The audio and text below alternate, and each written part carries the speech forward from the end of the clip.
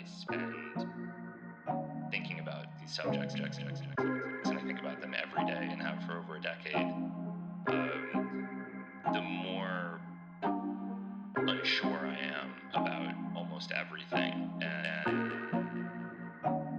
I don't find myself agreeing with almost any simple interpretation of anything that's happening. I read these two books. There was a book that came out recently, Empire of Pain, and then there was a book before that, Painkiller, about the Sackler family. And they make a very persuasive case that the Sackler family behaved in a totally unethical and greedy way in order to make an enormous amount of money selling oxycodone. But it's not only them. Certainly not, no. I listened to your Joe Rogan episode where you guys talked about that, who were complicit, and I feel like sometimes people get so focused on like the one person as like a scapegoat instead of looking at like the systematic issue of like, how did this even become a thing? Right. And that's the crucial question. Did Richard Sackler do all of this? No, it was an enormous network that involved thousands and thousands of people, including the users themselves.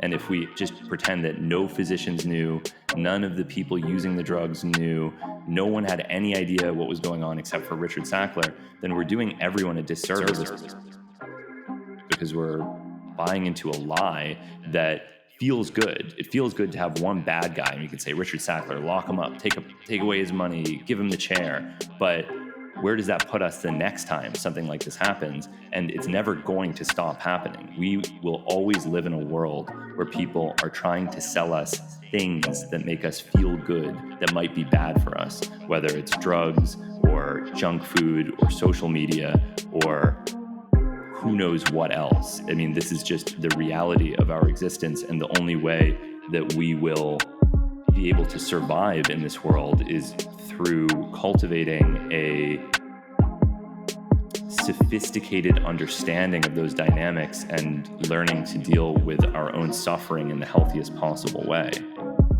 which is not easy, but that's the reality. And so, like, I have a friend who was very addicted to heroin, and he said something to me recently that I thought was really useful. And he said, people in serious recovery, people who are in Narcotics Anonymous meetings, are not blaming the Sacklers for their problems, right? That's journalists. That's people who are telling stories because it feels good to tell the story. But when you're in the thick of it, and you're trying to get better, where does blaming Richard Sackler get you? It gets you nowhere, because ultimately it's your life, your decisions, and your own survival that matters.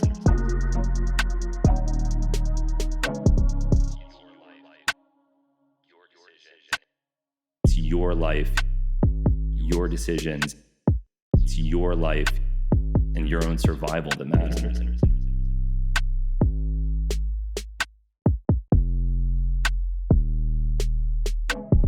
It's your life, your decisions, it's your life, and your own survival that matters.